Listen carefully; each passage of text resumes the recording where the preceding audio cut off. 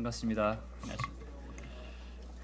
2026년이 시작된 지 벌써 열흘이 지났네요. 작심삼일이라는 말이 있지 않습니까? 오늘 해에 다들 계획과 꿈이 있으실 텐데 그것이 열흘 동안 잘 지켜지고 있으신지 잘 모르겠습니다. 올해는 이제 2026년도는 우리가 다 같이 작년보다는 조금 나아지는 한 해가 되었으면 좋겠습니다. 영적으로요. 뭔가 조금 작년보다 조금 더 지혜로워지고 작년보다 조금 더 하나님을 닮아가는 그런 한 해가 되었으면 얼마나 좋을까라는 그런 바람을 가지고 있습니다. 우리가 보통 요한 3서에 있는 사도 요한의 기도를 아마 형제 자매님들 좋아하시는 것 같습니다. 그게 뭐냐면, 사랑하는 자여, 네 영혼이 잘된 같이 네가 범사에 잘되고 강건하기를 간구한다라는 그런 기도죠. 왜 이 기도를 우리가 좋아할까요? 범사에 잘되고 이게 탁 와닿지 않습니까? 그리고 강건하기를, 우리 건강해질 수 있고 우리 범사가 잘 될 것 같으면 얼마나 좋을까. 그리스도인들도 가난하게 살라는 법은 없구나, 이 말씀을 보면서 그런 생각을 하지 않습니까? 그래서 우리도 이렇게 되길 원합니다, 혹은 당신도 그렇게 되길 바랍니다 라고 우리가 기도를 하는 경우가 있습니다. 근데 이 말씀에 조건이 하나 있습니다. 우리가 가끔 이 부분은 간과하는 경향이 있어요. 네 영혼이 잘됨 같이 라고 기록되어 있죠. 조건입니다. 우리 영혼이 잘 되는 것처럼 우리가 건강하고 우리가 모든 일이 잘 되길 바란다라는 것이죠. 만약에 우리 영혼의 잘됨, 즉 영혼이 건강한 것처럼 우리 몸이 건강하다면 우리는 정말 이렇게 건강하게 살아갈 수 있을까요? 어쩌면 중환자실에 누워 있어야 될지도 모릅니다. 혹은 범사가 우리 영혼의 수준만큼 평탄하다면 우리는 그렇게 일상생활이 그렇게 실제 우리 일상생활은 평탄하지 않을 수도 있습니다. 왜냐하면 우리 영혼의 수준이 그렇게 고차원적인 상태가 아니기 때문에 그럴 것입니다. 그래서 우리도 이런 기도를 자신 있게 할 수 있을 만큼 우리 내면을 키우는 한 해가 되었으면 좋겠다라는 생각이 들었습니다. 네, 오늘 본문은 마태복음 13장에 있는 말씀입니다. 함께 찾아보실까요? 마태복음 13장 44절부터 50절까지 함께 읽어보겠습니다. 마태복음 13장 44절에서 50절입니다. 다 같이 찾았으면 읽어보겠습니다. 시작. 천국은 마치 밭에 감추인 보화와 같으니 사람이 이를 발견한 후 숨겨두고 기뻐하며 돌아가서 자기의 소유를 다 팔아 그 밭을 사느니라. 또 천국은 마치 좋은 진주를 구하는 장사와 같으니 극히 값진 진주 하나를 발견하매 가서 자기의 소유를 다 팔아 그 진주를 사느니라. 또 천국은 마치 바다에 치고 각종 물고기를 모는 그물과 같으니 그물에 가득함에 물가로 끌어내고 앉아서 좋은 것은 그릇에 담고 못된 것은 내버리느니라. 세상 끝에도 이러하리라. 천사들이 와서 의인 중에서 악인을 갈라내어 풀무불에 던져 넣으리니 거기서 울며 이를 갈리라. 여러 번 읽었던 내용이죠. 세 비유를 예수님께서 연속적으로 한 번에 쭉 이어서 말씀하신 장면입니다.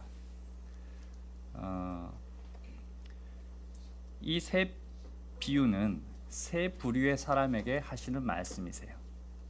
그렇게 한번 생각을 안 해보신 분도 계시겠지만 실제로는 이 새 비유는 시간의 흐름에 따르는 과정이 이 속에 포함되어 있습니다.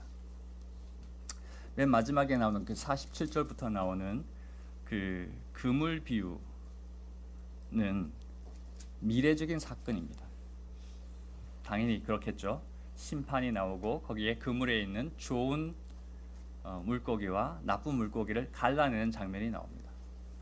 이것은 마지막 날에, 마지막 때에 예수님께서 자신의 양은 천국으로 들여보낼 것이고, 그렇지 않고 예수님을 믿지 않고 악독한 사람들은 바깥 어두운 데로 버려져서 거기서 불못에 던져질 것을 얘기하고 있습니다.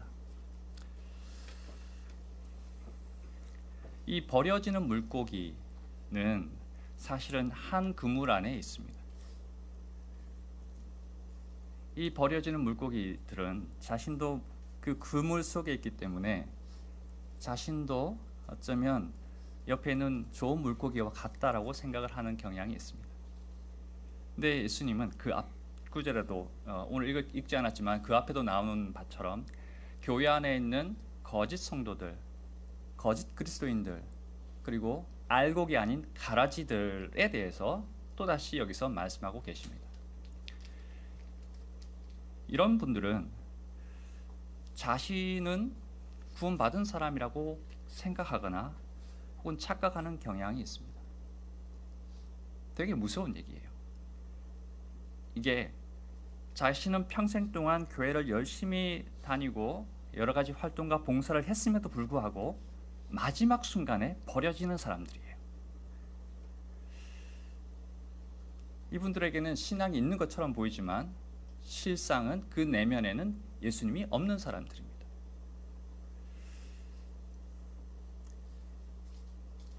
가끔씩 이런 부류의 사람들은 교회를 힘들게 하는 경향이 있기도 하고 교회를 고통에 빠뜨리는 경향이 있습니다. 또 이간질시키고 서로를 험담하고 교회 옆에 있는 형제 자매들을 성장하지 못하도록 세상에 있는 것들을 끌고 와서 그들에게 영향을 끼치는 가라지들입니다. 우리가 농사를 지으신 분들은 알겠지만 밭에 논에 모내기를 하고 나면 언제 생겼는지 모르겠지만 가라지들이 생깁니다. 이 가라지들은 자신 옆에 있는 이 알곡들을 못 살게 굴어요. 웃자라죠. 훨씬 더 키가 크고 건강하게 자랍니다. 그리고 이 타인이 받아야 할 그 영양분을 다 빨아먹기 때문에 주변에 있는 알곡들이 힘을 쓰지 못합니다. 그렇기 때문에 우리가 이런 사람이 아닐 수 있다라는 확증을 스스로 해 주셔야 돼요. 여기 계신 모든 분들이 그렇습니다. 우리가 믿음에 있는가 스스로 확증하지 못할 것 같으면, 확인하지 못할 것 같으면 우리는 버리온 자일 수 있습니다.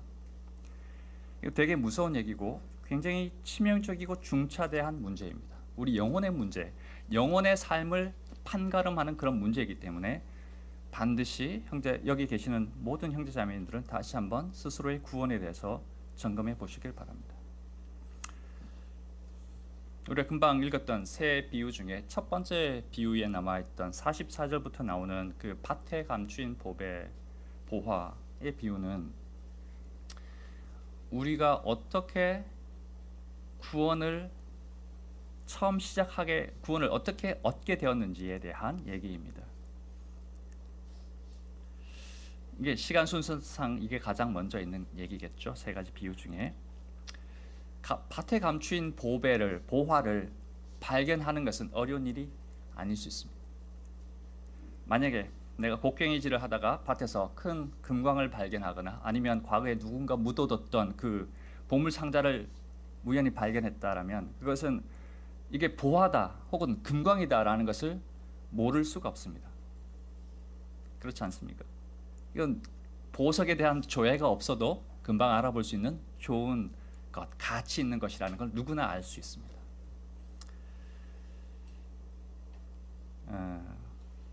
왜냐하면 우리가 받은 그 구원이라는 것은 영원한 생명이고 영원한 형벌에서 건진받는 죄사함을 얘기하는 것이기 때문에 이것을 아는 사람들은 이것이 보석이구나, 보화구나, 값진 것이구나라는 것을 금방 알아차릴 수 있습니다. 이것은 우리가 모든 사람들이 상식적이고 직관적으로 이것을 알 수 있는 그런 보화입니다. 근데 이 밭은 되게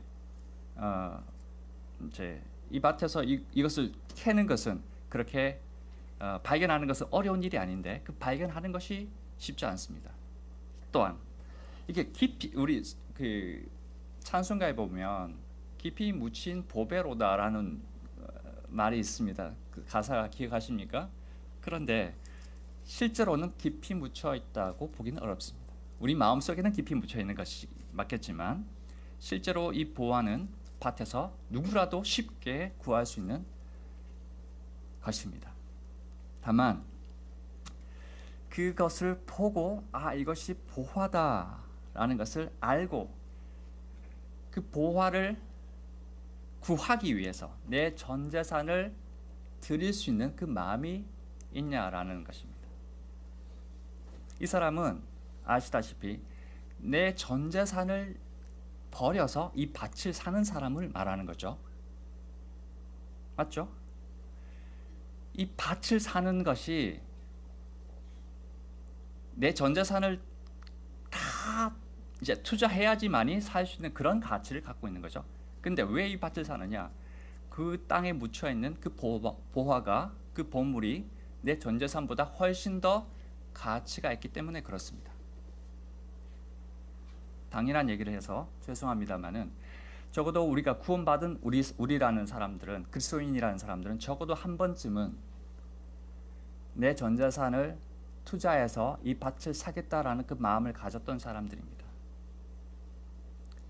저는 그런 적이 없어요라고 그렇게 생각하실지 모르겠지만 실제로 그렇습니다. 우리가 구원받은 그때는 적어도 세상의 어떤 것보다도 이것이 가치 있고 소중하다라는 생각을 했던 적이 있습니다. 그렇기 때문에 우리가 이걸 받아들였던 거죠.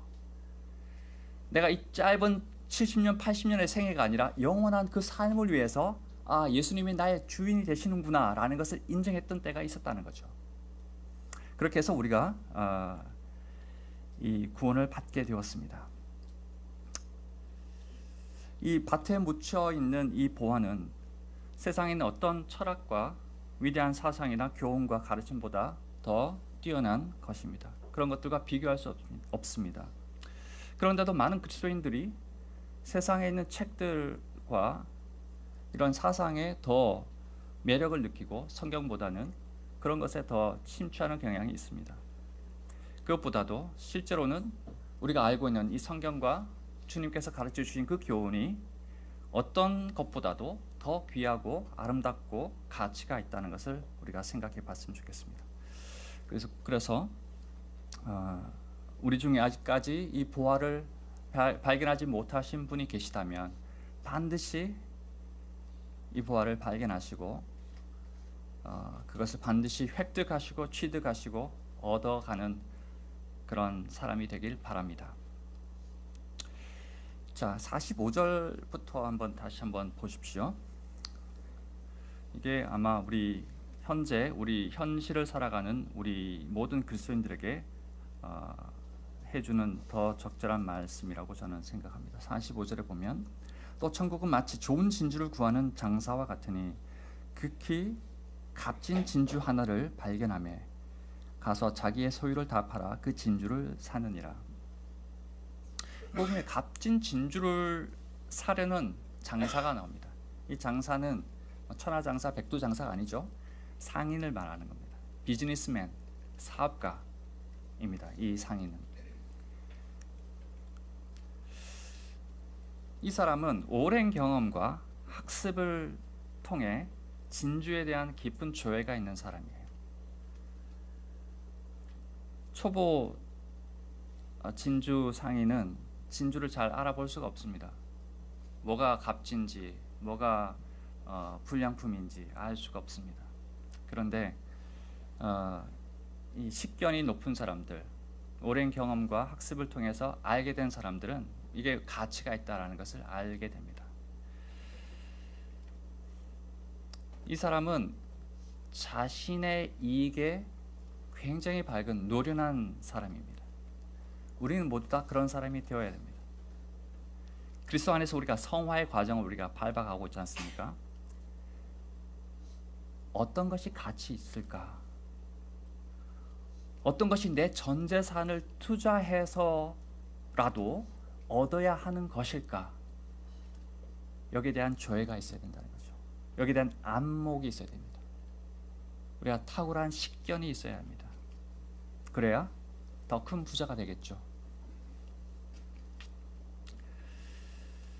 이 구절에서 우리가 알 수 있는 것은 우리가 추구해야 할 최고의 가치는 이 땅에 속한 어떤 썩어질 돈이나 재물이나 물품이 아니라 하늘에 쌓아야 할 그 상급, 하늘에서 받게 될 그 면류관, 선상적인 보상을 말합니다. 그렇지 않겠습니까? 이 땅에서 행복하고 부자 되고 그렇게 살라고 예수님께서 이 비유를 말씀하신 것이 아닙니다. 이 값진 진주를 구하는 사람은 지혜로운 사람으로서 자기의 모든 소유를 팔아서 이것을 사는 그런 결단을 할 수 있는 사람인데, 예수님께서 우리에게 말씀하시는 것은 우리도 그 하늘에 있는 진짜 가치, 진짜 진주와 같이 그렇게 값진 것을 위해서 현재에 있는 어떤 것도 포기할 줄 아는 그런 지혜가 우리에게 필요하다라는 것을 말씀하고 계십니다. 우리 세상에서도 그 사업하는 사람들이 보면 그분들이 성공하기까지는 가치 있고 좋은 것을 알아볼 수 있는 눈이 있었습니다. 그분들한테는. 그리고 나쁜 것을 나쁘다고 볼 수 있는 그런 눈도 있어야 합니다. 그래야 많이 팔 거 아닙니까?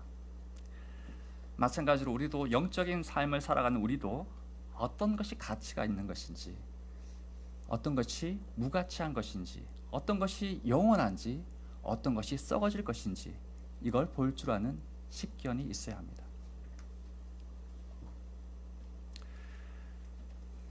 (1947년에) 지금 지도를 펼쳐 보시면은 서안 지구라, 이스라엘 옆에 보면 서안 지구라는 곳이 있습니다. 저는 안 다녀왔습니다만은 그 사해 바다 아시죠? 흔히 성경에 자주 나오는 그 사해 바다의 북서쪽에 어떤 곳에 살았던 그 목동들이 우연히 자신들의 가축을 치다가 바위산이 있는 곳을 지나는 과정 속에 자기들끼리 어떤 장난을 쳤는지 모르겠지만 돌멩이를 들고 바위산에 있는 그 동굴들이 있었습니다. 거기다 이제 돌을 던지는 그런 장난을 친 것 같습니다. 그런데 우연히 1947년도에 돌을 던진 그 돌 중에 하나가 쏙 들어갔는데 동굴 속으로 쨍그랑하는 뭔가 깨지는 소리가 들렸다고 합니다. 그래서 궁금하죠? 저 안에 아무것도 없어야 되는데 뭔가 깨지는 것 같은 소리가 들리니까, 그래서 그곳을 가서 확인해 보니 돌 항아리들이 놓여 있는데 그 중에 하나가 깨졌던 것입니다. 그 돌 항아리 속에 무엇이 있었느냐? 굉장히 고약한 냄새를 풍기는 양피지가 발견되었습니다. 그래서 그 목동들은 양피지 7개의 두루마리를 가지고 내려옵니다. 그리고 그것이 무엇인지 잘 몰랐기 때문에, 그럼에도 불구하고 혹시나는 마음에 옆에 있는 그 옆 도시에 있는 베들레헴에 있는 골동품 상점으로 가져갔습니다. 그 골동품 상점에서 이 소년들은, 이 소년의 이름은 무함마드 에드 디브라는 소년과 그의 친구들이라고 합니다. 이 아이들은 이 칸도라는 상인에게 이 7개의 두루마리를 판매합니다. 그리고 살라히라는 사람에게도 같이 판매를 합니다. 꽤나 많은 돈을 받았어요. 요즘 시세로, 요즘 가치로 제가 이제 환산을 해보니 약 200만 원 정도의 돈을 받았습니다. 200만 원이면 되게 큰 돈이죠. 아이들한테는, 그 가난한 아이들한테는. 그래서 횡재를 했다라고 이제 여기고 집으로 돌아갔다고 합니다. 그 상인 칸도라는 상인은 이 두루마리를 사서 그 중에 네 개의 두루마리를 또 다른 사람에게 팝니다. 약간의 몇십 프로의 마진을 붙여서. 그걸 샀던 사람은 제가 이름을 적어놨는데 안 보이네요.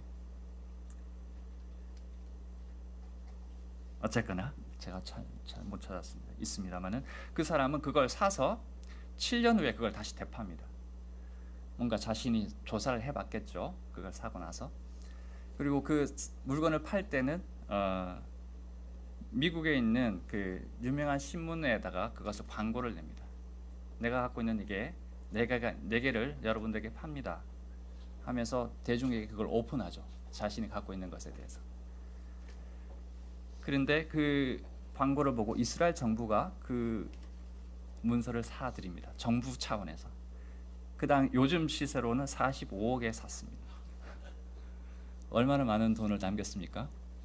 200만 원짜리가 45억이 되었으니까요. 그 문서는 요즘 우리가 흔히 알고 있는 사해사본이라고 하는 고대의 성경이었습니다. 히브리어 성경인데 구약의 이사야서가 완전한 상태로 거의 보존되어 있었고 구약의 다양한 많은 성경들이 거기서 기록된 것이 발견되었습니다. 에스더서를 제외하고는 대부분 발견되었다고 합니다. 이 성경은 조사를 해보니 약 2100년, 지금부터 2100년 전에 기록된 성경이었습니다.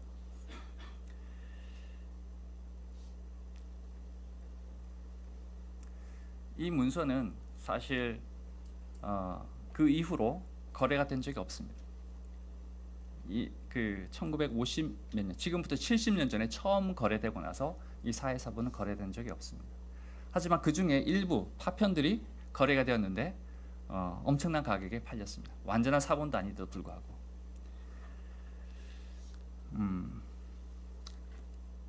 최근에 2023년에 사해사본이 아닌 다른 고대 문서가 거래된 적이 있습니다. 경매로. 약 1100년 전에 기록된 성경인데 굉장히 오래된 성경이죠. 그것이 거래된 금액이 지금 가격으로 551억이라고 합니다.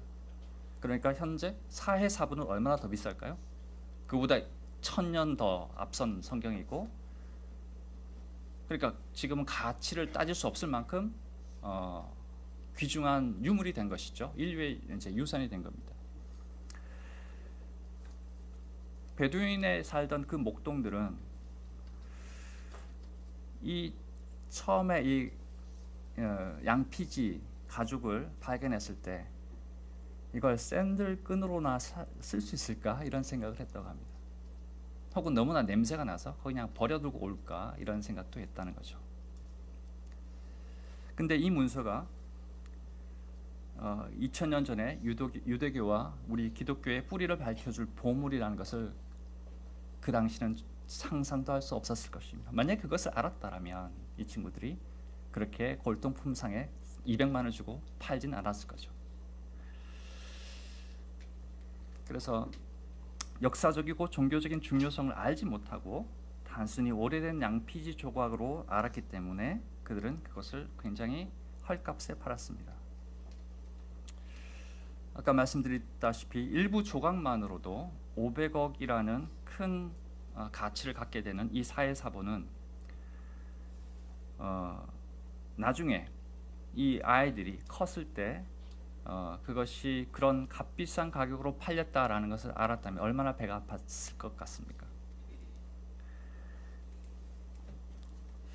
아마 그 아이들은 처음에는 횡재를 했다라고 생각을 하고 그걸로 옷도 사고 200만 원을 가지고 먹을 것도 사고 아주 난 행운아야 라고 생각을 했었겠지만 그것을 가치 있는 것을 가치 있게 볼 수 없었기 때문에 그들은 상대적으로 매우 헐값에 이것을 팔아넘길 수밖에 없었습니다.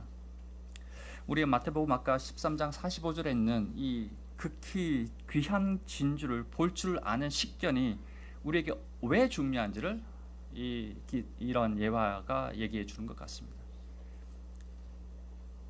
우리도요, 사실은 이런 아, 짧은 생애를 살고 있지 않습니까? 이 짧은 생애가 우리의 영원한 세계에 어떤 영향을 미치는지 도저히 우리는 생각을 못하는 것 같습니다. 우리가 지금 치열하게 산다고 하는 이 삶이 70년, 80년이면 끝날 텐데 이 짧은 생애가 우리의 영원한 가치에 엄청나게 차이를 줍니다. 지금 우리는 굉장히 껌값으로 이 삶을 바꿔먹고 있습니다. 우리의 시간과 노력과 몸과 이런 것들을 굉장히 가치가 없는 건 아니겠죠. 가치가 있는데 굉장히 싼 가치에다가 투자를 하고 있기 때문에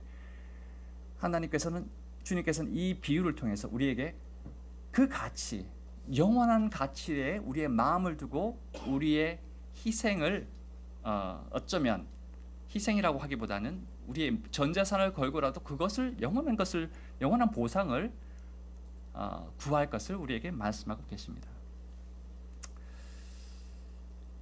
그럼에도 불구하고 현실을 살아가는 우리에게는 녹록하지 않습니다. 지금 먹고 살기 힘들어 죽겠는데 영원한 삶을 생각하라고요? 라는 의문들이 들 수 있습니다.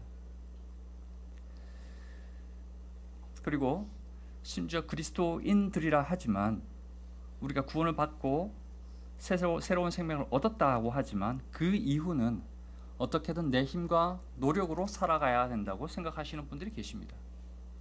안타깝지만요. 그래서 어떤 영적인 어린 그리스도인은 이렇게 질문하는 것 같습니다. 제가 읽어보겠습니다. 내가 단번에 구원받은 것은 그리스도의 공로 때문이라는 건 인정합니다. 그래서 예수님의 십자가 희생으로 우리 죄가 사해지고 그 결과 거듭나고 구원을 받게 되었지요. 그러나 이 땅에서 내 삶의 도구와 수단으로서 예수 그리스도가 필요하다고 했는데 어떻게 실생활에서 그것이 적용될 수 있는지 의문입니다.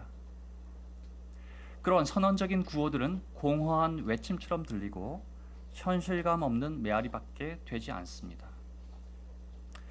어떻게 그리스도가 내 삶을 윤택하게 하고 내 삶의 가장 좋은 방편이 될 수 있습니까? 또는 내가 이 세상에서 추구해야 할 최고의 가치가 될 수 있나요? 그리스도를 따라가면 떡이 나오고 쌀이 나오고 돈이 나옵니까? 오히려 가난해지고 비천해지고 비루해지는 삶을 살 것 같은데 어떻게 그리스도를 얻는 것이 가장 가치 있는 것이 된단 말인가요? 공감되시나요? 계속? 차라리 성경 볼 시간에 자격증 공부하는 게 낫고 교회에 나가서 시간 낭비하는 것보다는 주일에 등산이나 레저를 즐기면서 건강을 챙기고 영어 학원에 다니면서 자기 개발도 하고 투잡을 뛰면서 알바 등을 통해서 부지런히 종잣돈을 마련하는 게 더 낫지 않습니까? 내 사업과 직장에 열정을 쏟아붓는 것이 내 삶을 안전하게 지키는 길 같은데 왜 다르게 생각하시나요? 교회에 열심히 있었던 앞선 분들을 한번 보십시오. 그분들의 가정 형편을 한번 보십시오. 성경 많이 보고 교회 모임만 쫓아다니다가 청춘을 다 보내다 보니 자기가 준비해야 할 기술이나 자격은 갖추지 못했고 경제적으로는 부족한 상황에 처해 있는 모습뿐입니다. 아무리 생각해도 교회는 그 다음인 것 같습니다. 먼저는 내가 살아갈 국리를 다 해놓은 다음에 교회도 필요한 것 아닙니까? 일단 구원을 받았으니 실속을 좀 챙기겠다는 게 그렇게 잘못된 것인가요? 아멘입니까요?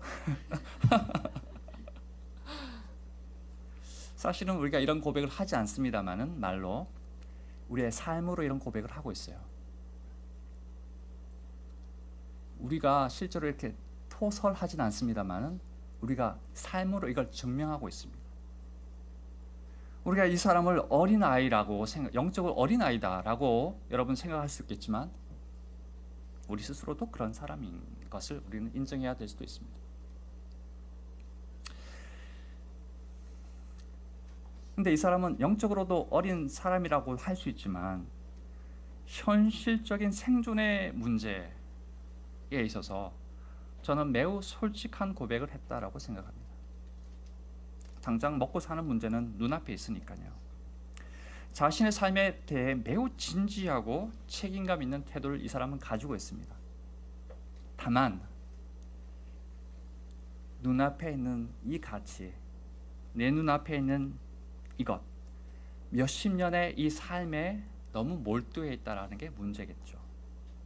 이 사람이 영원한 가치를 제대로 알고 영원히 썩지 않는 그 보화에 대한 가치를 알 것 같으면 이 열정과 이러한 결단력을 가지고 하나님의 나라를 위해서 일할 것 같습니다.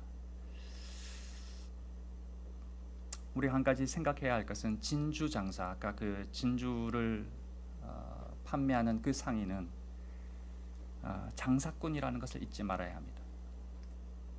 이 사람이 자기의 전 재산을 다 팔아서 이 값진 진주를 사는 것은 손해를 보려고 하는 건 아니죠.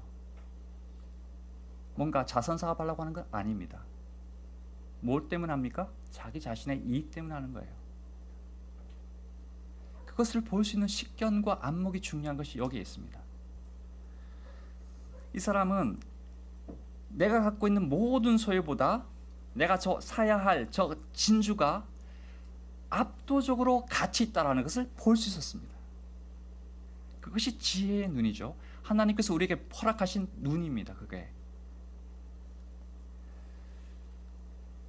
그래서 우리가 이 땅에서 살 때 우리의 영적인 것들을 하는 것이 낭비다 혹은 내 삶을 허비한다 라고 생각하기보다는 가장 수익률이 높은 곳에 투자를 하고 있다라는 지혜, 그런 생각을 했으면 좋겠다고 말씀드리겠습니다. 세상의 자격증과 돈은 우리의 삶의 일부를 책임지기도 합니다. 하지만 예수 그리스도라는 이 보화는 우리 삶의 전부를 책임지십니다. 우리의 삶의 시작과 그 과정과 그 끝까지, 끝에 있는 그 모든 것까지 전부를 예수님은 이제 우리에게 책임을 지신다라는 것이죠. 또한 그리스도는 삶의 도구가 아닙니다. 예수님은 삶의 단순한 수단이나 방편이 아닙니다. 예수님은 우리의 삶의 근원이라고 우리는 생각할 수 있습니다. 자격증 공부하고 영어 학원 다니는 것이 더 실속 있다라고 생각하시는 이 질문자는 아까 제가 예를 들었던 헐값의 그 사해사본, 그 고대의 그 값비싼 유물을 팔아먹었던 그 목동들과 다르지 않을 수 있습니다. 우리가 이 땅의 것을 얻는 데다가 우리가 시간과 노력과 에너지를 허비할 것 같으면 거기서 나오는 소출이 있습니다. 실제로 영어를 더 잘하게 되겠죠. 그러면 더 좋은 기업에 갈 수도 있죠. 외국의 기업에도 갈 수 있습니다. 좋은 연봉을 받을 수 있습니다. 좋은 차를 탈 수도 있습니다. 그 열매가 있습니다. 하지만 그 열매는 200만 원짜리예요. 그 식견을 우리가 가져야 된다니까요. 우리가 200만 원짜리를 위해서 그렇게 노력을 하고 있는데 우리 주님께서는 뭐라고 말씀하세요? 그게 아니라 수백억의 가치가 있는 것을 위해서 살라는 것입니다. 그렇다고 우리가 그런 학원 다니지 마시고 직장 다니지 마시고 아무것도 하지 마세요. 그런 말이 아니죠. 우리가 같은 일을 합니다. 그리스도인들도 같은 일을 합니다. 믿지 않는 사람들과 같은 일을 하죠. 영적으로 성숙한 사람과 영적으로 어린 사람도 비슷한 일을 합니다. 다만 그 일을 하는 데 있어서의 마음가짐의 문제이겠죠.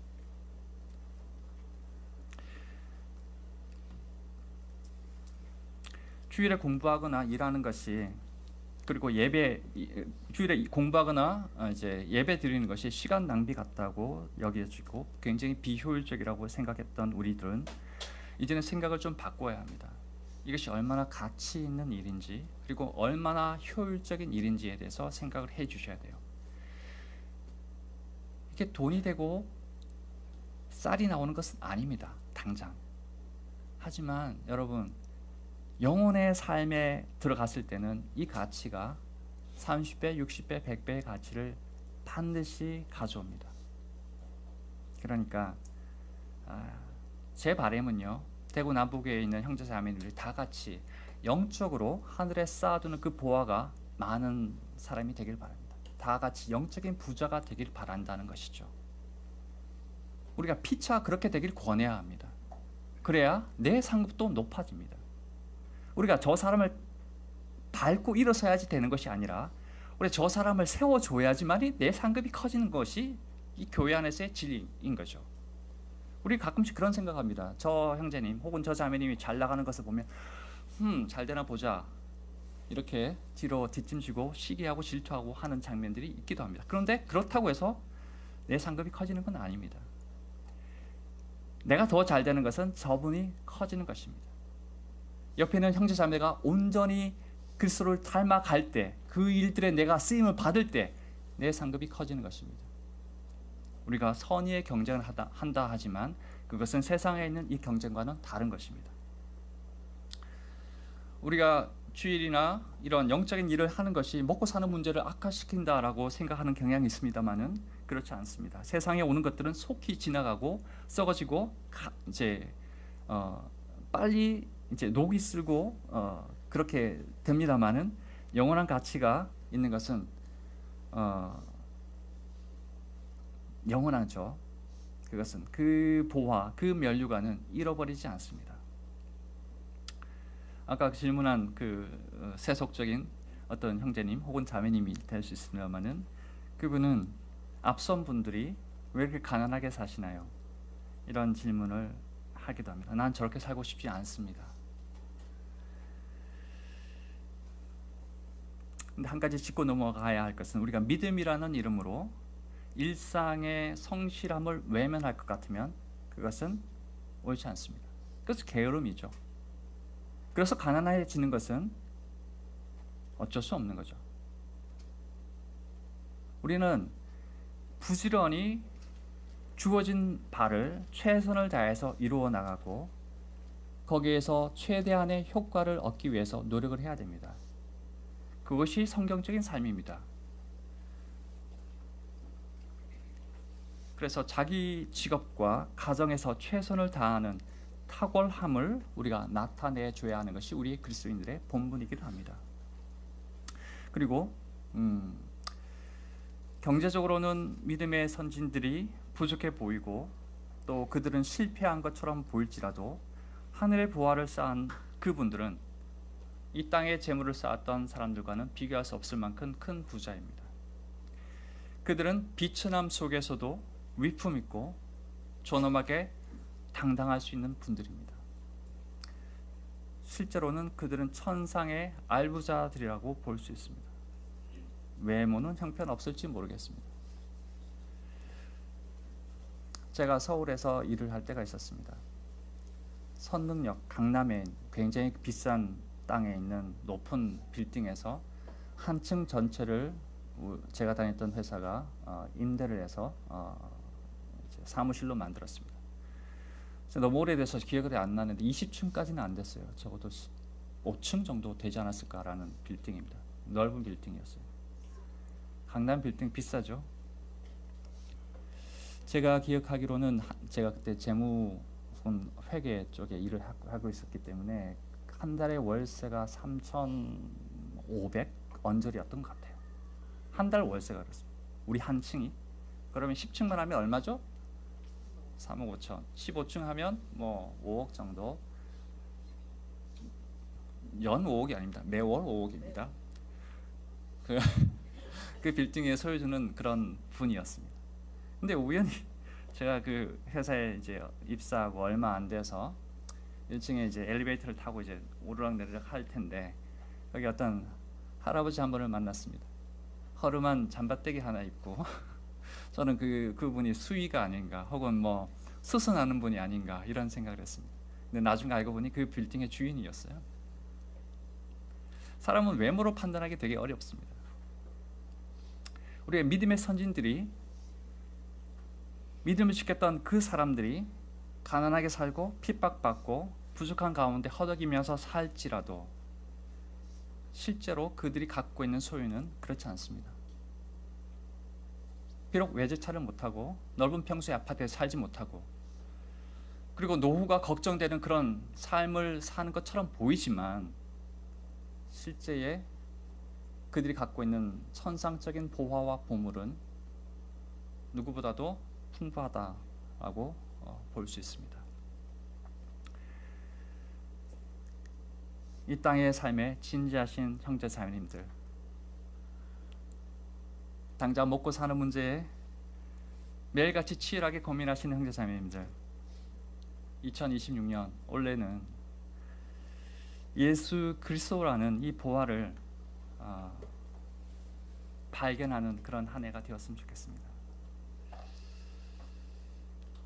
우리 형제자매님들의 커리어보다, 이 땅에 있는 이 미래보다 훨씬 더 강력하고 실제적인 그리고 현실적인 자산이 예수 그리스도입니다.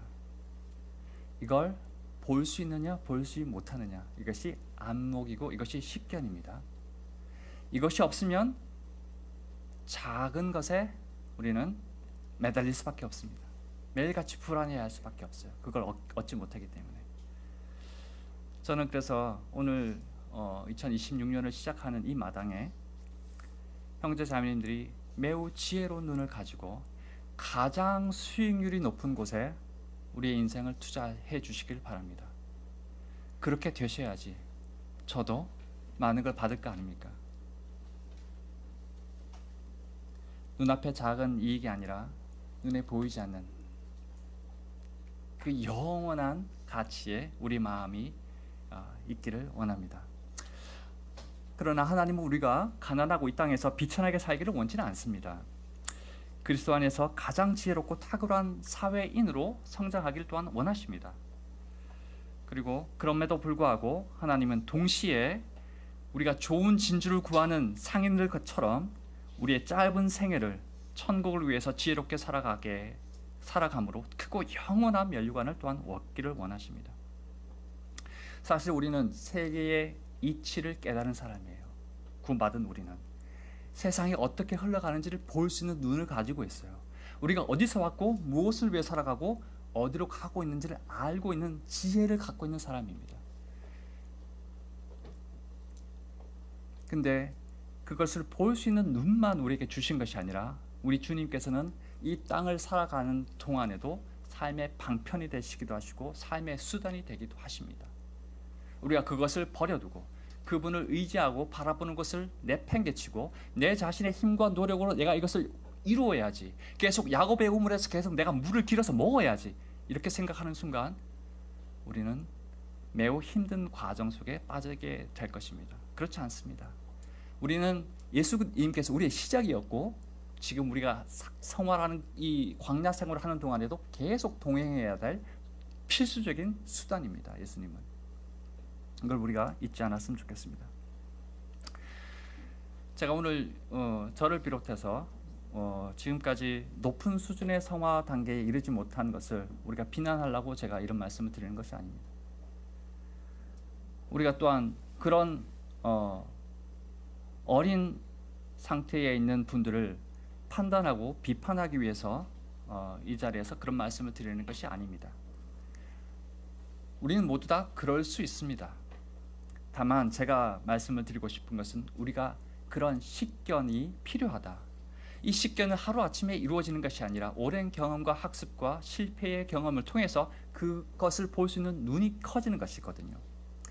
그래서 우리가 나에게 이런 식견이 부족하구나, 이것을 우리가 인식할 필요가 있다는 것을 제가 말씀드리겠습니다. 그 방향으로 나아가면, 우리가 예수님을 향해서 나아간다라면 우리에게 언젠가는 더 좋은 안목이 생겨서 더 지혜로운 삶을 우리가 살게 될 것이라고 저는 믿습니다.